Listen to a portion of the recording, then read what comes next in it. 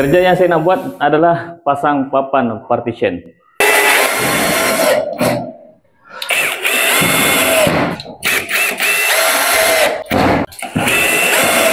Drill driver yang saya gunakan untuk pasang partition board adalah drill driver Needs 20 volt.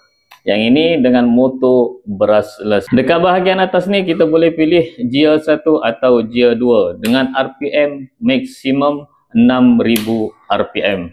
Kalau tolak ke belakang macam ni, yang ini adalah gear 1. Bila kita tolak ke depan macam ni, yang ini adalah gear 2. Untuk tengok kapasiti bateri atau bateri indicator, kita boleh tengok dekat bahagian atas ni, atau kita boleh tengok dekat bateri itu juga. Kalau kita cabut kat sini nak cek kapasiti bateri, kalau yang macam ni bateri dia full atau penuh. Kalau yang bateri satu lagi, kita boleh tengok kat sini, yang ini ada separuh lagi bateri. Chuck drill ni adalah chuck drill besi dan maksimum drill bit boleh masuk dekat chuck ni adalah 13 mm.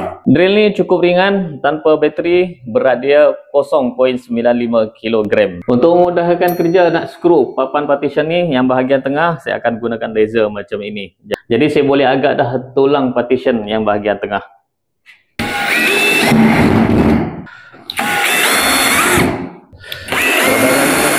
Untuk buat kerja ini adalah beg paku Needs untuk saya simpan skru, dan juga sarung tangan Needs yang warna hitam ni.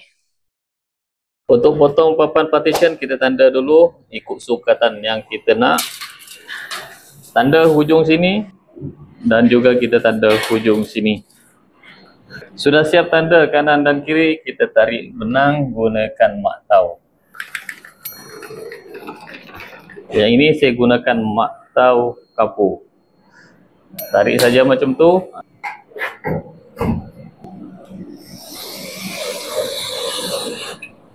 Dah siap potong, kita kepak macam ni. Dan kita potong partition ni macam ini.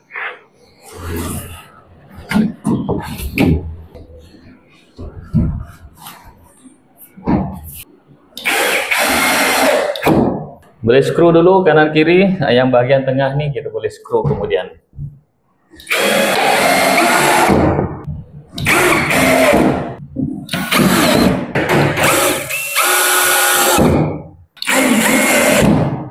Untuk skru papan partition ni saya akan gunakan gear 2. Drill driver ni memang mantap dan padu. Dengan motor brushless, dia tahan lasak dan tak cepat panas.